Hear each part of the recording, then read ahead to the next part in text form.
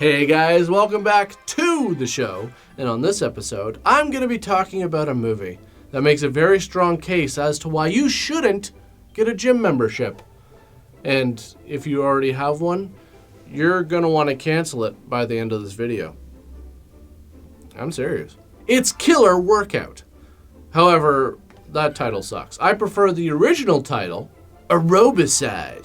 Not only is it a cooler title, but the poster is cooler as well. I mean, just look at it. Besides the lukewarm tagline, it's got everything you want on a movie poster.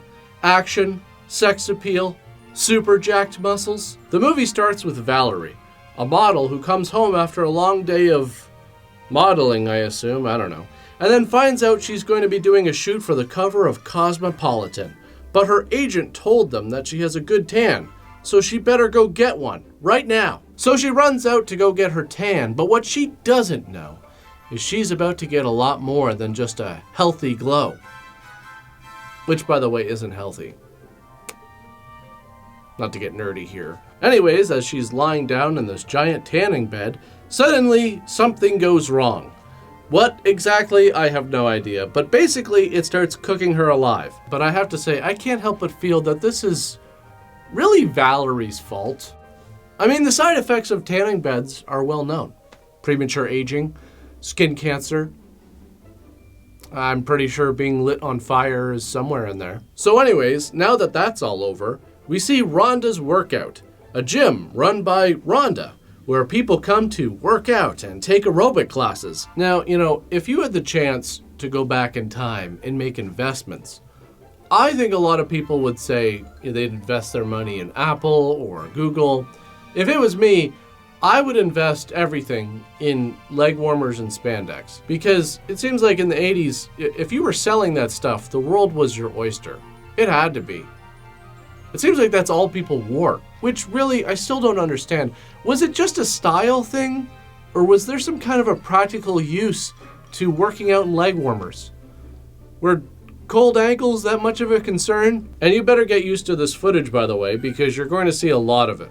Seriously, this movie cuts to shots of suggestive aerobics multiple times throughout the movie, so much so that I actually went through and added it all up. So throughout this movie, not including the closing credits, by the way, which are just slathered in it, there is 6 minutes, just shots of breasts and butts. And you might not think 6 minutes is a lot, but it is. The whole movie is 82 minutes. So Rhonda looks pissed because she's not even supposed to be teaching this class. This is Jamie's class. And speaking of Jamie, here she comes in her 911 Targa. How much did aerobic instructors get paid in the 80s?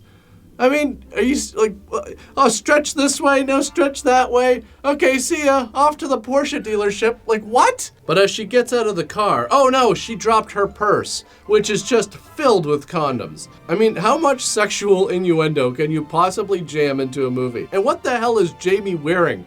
You're gonna teach aerobics in that outfit? Wearing those shoes? I know I sound like I'm nitpicking, and my friends say this too.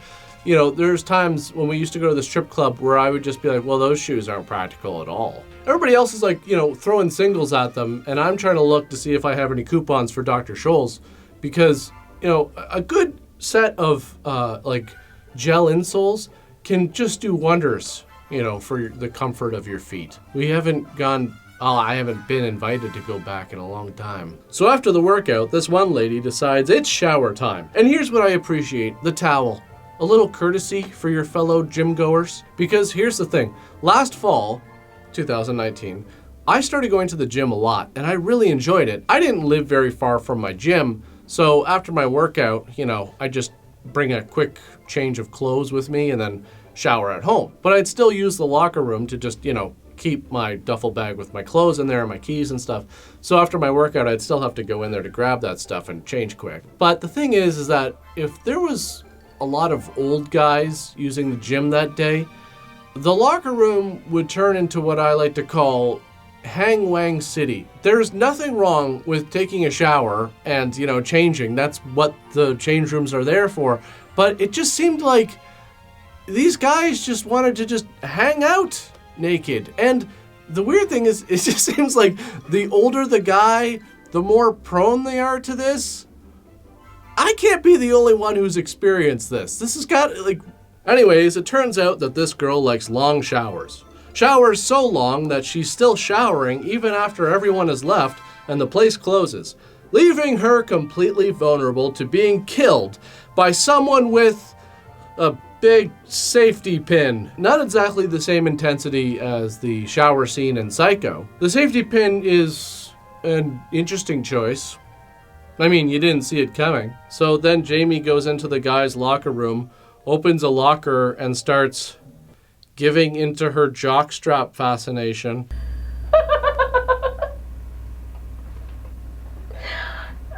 What are you doing? Nothing. Seriously though, I refuse to believe this is actually a thing. I have contacted several friends of mine who are women, and all of them have confirmed that not only have they never done this sort of thing, they have never fantasized about it, they have never thought about it, and some of them even got disgusted at me mentioning it. And I believe them. Anyways, Jamie gets a real thrill when she finds the dead body of the girl who was murdered in the shower. But here's the real head scratcher. Whose idea was it to use white body bags? I mean, I'm sure body bags come in all different colors and sizes, but I just can't see white being the best option for this scenario. You know, seeing that there's blood everywhere. But I have to say, these guys did a tremendous job. I mean, the body is completely covered in blood. They're wearing white, the body bag is white, and there's not a single red smudge anywhere to be found. And now we have Detective Morgan, my favorite character in this movie, because this is exactly how I would ham up this role. What can you tell me about this Rachel McLean? Oh, come on. We just spent the last 3 hours going over the same thing with some other cop. I'm not some other cop. Rhonda is of course worried that this will be bad for business, you know, a murder. But apparently it's not, because we're right back at it the next day. Cut her up in little pieces and stuffed her in a locker. Did he screw her first? I hate when you have dialogue like this, where it's like, yeah, look at these jerks, you know, because this is how guys talk. When the reality is, only an absolute psychopath would talk like this. And look, here we are again, getting real close to the action of the aerobics class, in a building where someone was just brutally murdered a few hours ago. Hi, Rhonda. What the hell are you doing? Look, business is bad enough already. What? Look, just teach the class to stop showing off your tits and tight little ass. Got it? Alright, Rhonda, what exactly do you expect? How are you supposed to teach these moves without showing off TNA? And I hate to say it, but if business is so bad, as you say, this would probably help. So Rhonda goes into her office and sees some guy just going through all of her files, and she's like, who the hell are you? Get the hell out of here. And he says, no, it's okay. I work here now. Okay, yeah, start work here today. No way. Come on, this is no way to start an employer-employee relationship here. This is from your senior partner, Mr. Erickson. He hired me on yesterday. Ah, yes. Nothing says employment like a blank piece of paper. Oh, you don't think I work here? Well, maybe a blank sheet of loose leaf might change your mind. Seriously, there's probably something written on it, but because of the lighting, it just looks blank. I just think it would be hilarious to try this. Just walk into some place and just pretend like you work there, and then when someone questions you, just say, oh, I work here, according to the owner, and then just hand them a blank piece of paper and watch their reaction.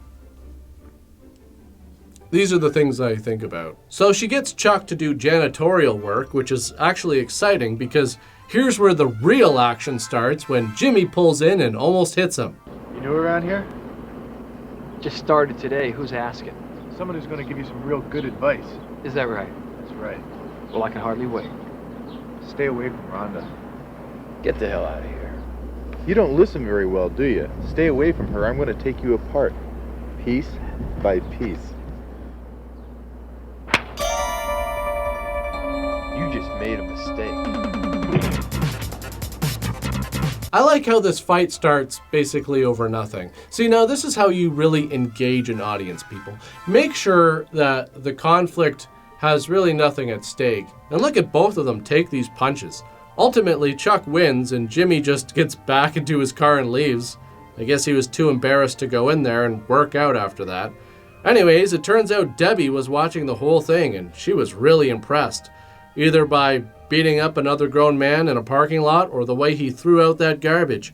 That was rad. You saw that, did you? I saw enough of it. Do we know each other? I'm Debbie. I'm Chuck. Care to go for a ride? Yeah, it's the best offer I've had all day. Great. Hop in. Oh, I guess he doesn't have anything else to do? Like his job that he tried so hard to convince Rhonda that he had? So Debbie takes him for a ride and then back to her place in the backyard where she has an outdoor phone. Talk about 80s luxury. An outdoor phone. And this isn't even a cordless, which means that she would have had to run the line all the way from inside out there. You think phone line was cheap back then?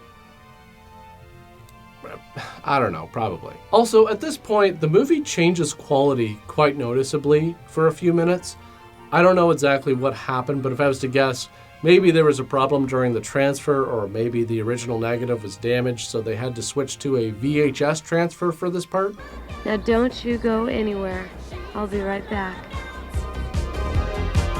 Watch your work out, swear she's a knockout. Better look out, she'll take you out. Anyways, the movie starts planting the seed that Jimmy could be the killer, even though he's clearly not. I mean, so far, the most we've seen of the killer is this. Do these arms look like they could be Jimmy's arms? Anyways, now we're back to aerobics again. Yep, back at the gym. And why, you ask? All for a 10-second interaction. Hi, Jimmy. Oh, hi, Dan. What are you doing tonight? I don't know yet. What about you? I don't have any plans yet. Too bad.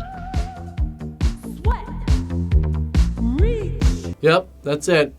That's the whole scene. So engaging. So now it's nighttime, and here's Jimmy again. We know that it's Jimmy because he stops walking and turns his head for some reason before continuing to walk. And then we see Diane being followed by Detective Morgan. Why, you ask? Probably because the only piece of evidence he's found so far is a knitting needle in the locker of the last girl that was killed, and he assumes it was the murder weapon. And he took one look at Diane and thought, yeah, she probably knits. Probably knits every night. So Detective Morgan continues his pursuit of becoming one of my favorite movie characters of all time as he goes to her door and just starts banging on it. Who is it? Open up! Open the door! Open up! Open up the doors, the police!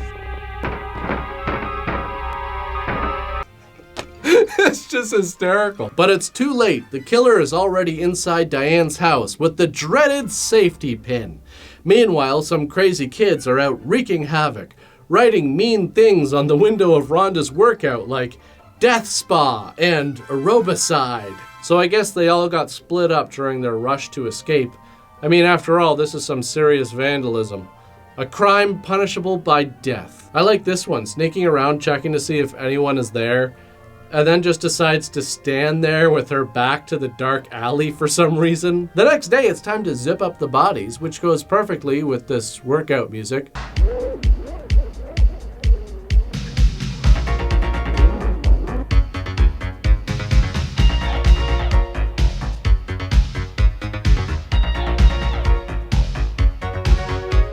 But now there's some more murders inside of the gym at the hands of the dreaded safety pin of death. Good thing Chuck is nearby to spring into action and physically assault the first guy he sees.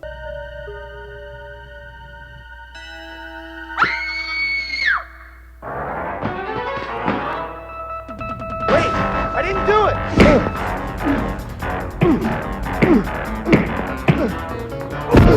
it! Imagine hearing someone scream, running over to them, and then immediately beating someone up. That's what really happened here. There wasn't nearly enough time for him to assess the situation at all. He literally runs to Jamie, jumps over the railing, and starts wailing on Tommy. He probably didn't even notice there were dead bodies in the room. So then Detective Morgan talks to Tommy, and the second he leaves, Tommy is killed by the safety pin, which is just hilarious because we go right back to what the movie does best.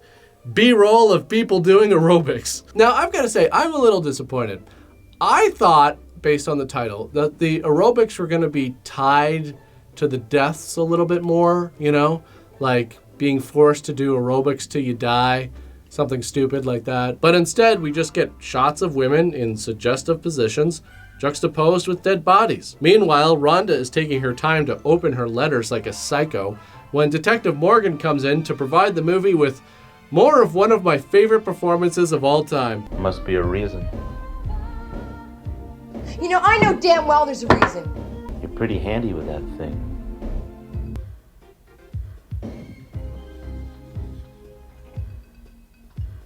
Very sharp. Then you hardly have anything in common, do you? I'm just doing my job, Miss Johnson. Do you even have a suspect? As a matter of fact, I have several. It's the motive I can't quite figure out, but I will. Officer Peterson's gonna hang around for the rest of the evening, if you don't mind. Fine. Good, I'm running out of body bags. Can we just take a second to recognize how horrible this police work is? I mean, someone just got murdered while you were still in the building. This isn't that big of a place. Maybe, I don't know, ask people some questions that are in the gym? You know, be a detective? Now, this might be the scariest shot of this entire movie. The decor of this room. Turns out this is Jimmy's house, and not only does Jimmy have an affinity for wood paneling, he also has a psycho room. You know, a room in a movie that basically lays out everything for the audience to see. Look at all the guns and photos of people on the wall. This is totally normal. Meanwhile, back at the gym, a cop is watching the place while more people get killed.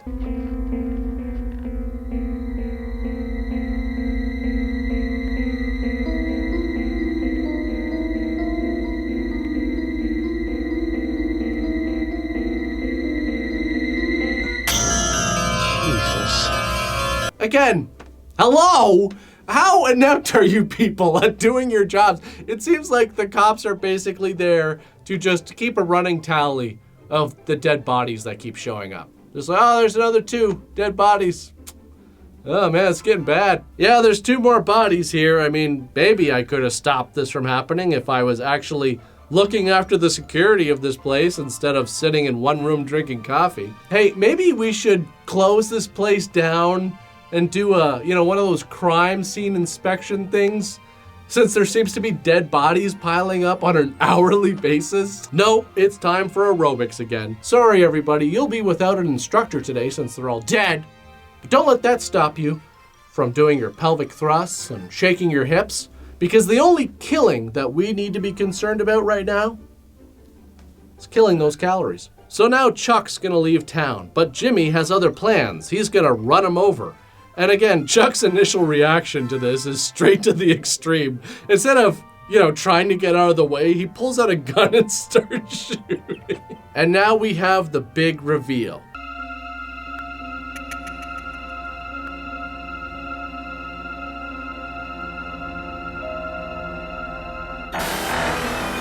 That's right. It seems like Rhonda wears a wig. I know.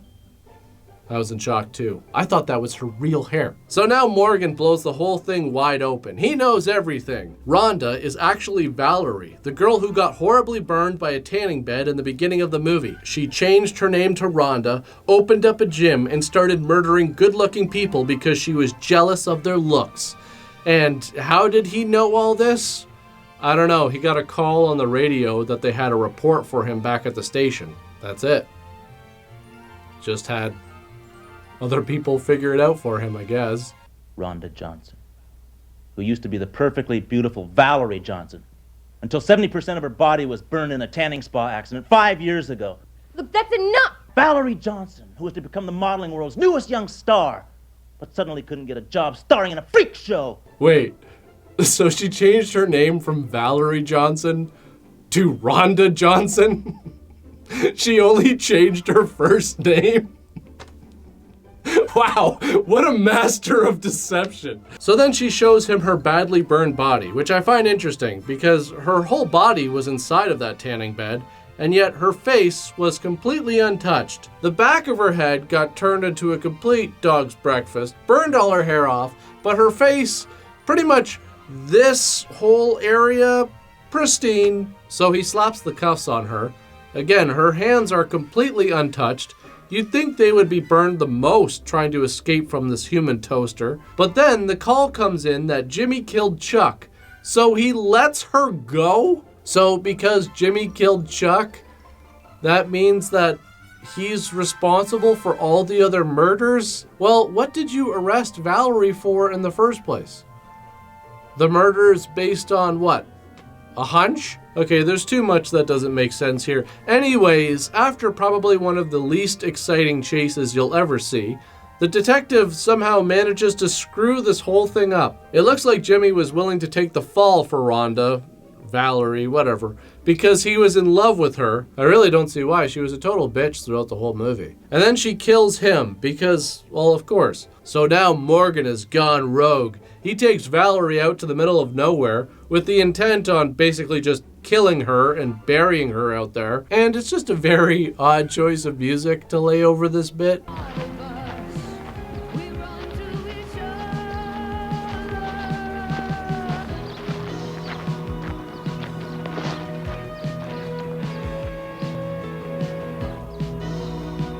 So after a monologue that, honestly, I would love to do at an audition, that, and I would also do the monologue from Miami Connection right after, you know, really show my range. Anyways, the monologue is basically about how his father was a cop who killed someone who was guilty but got away. So now he's gonna do the same thing. It's just too bad that he sucks as much with planning a murder as he does with doing police work, and Valerie kills him. Honestly, you could have just taken her out there, bang, done. But no, you had to get dramatic with it. You had to go through the whole monologue, tell her all this stuff, and what was the point of even telling her? You were gonna kill her right after anyways. I'll be honest, if someone was about to murder me and there was no way out of it, just spare me the speech and get it over with. I'd rather die surprised than die bored. So now everything is back to normal, I guess. I don't get it. So the murders at the gym just went unsolved, and people were like, oh yeah, I'm totally gonna sign up for a membership at that place. And look, it's the murder weapon. Valerie's keychain, basically. So what does this mean? Does this mean she's gonna keep murdering people that go to her gym? This doesn't seem like a good way to stay in business. You should really take care of your skin. It's really important. And also people apparently notice, I'll never forget this. When I was in high school, my friend, she came up to me and she was like, hey, my friend, thinks you're kind of cute. She wants to, talk with you at the next, lunch, or I can't remember exactly. But anyways, I just remember sitting with this girl in the cafeteria, just talking to her for a while.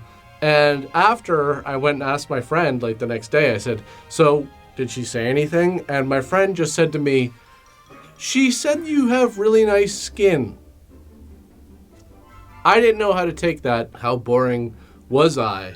That the only compliment she could come up with was like, oh, he's got really nice skin. Either she was aspiring to a career in dermatology, or she was a cannibal or some kind of, Buffalo Bill type character. So in the end, this movie really does show why it's so dangerous to get a gym membership. And you're probably thinking, but Mark, the people in the movie, they looked so healthy.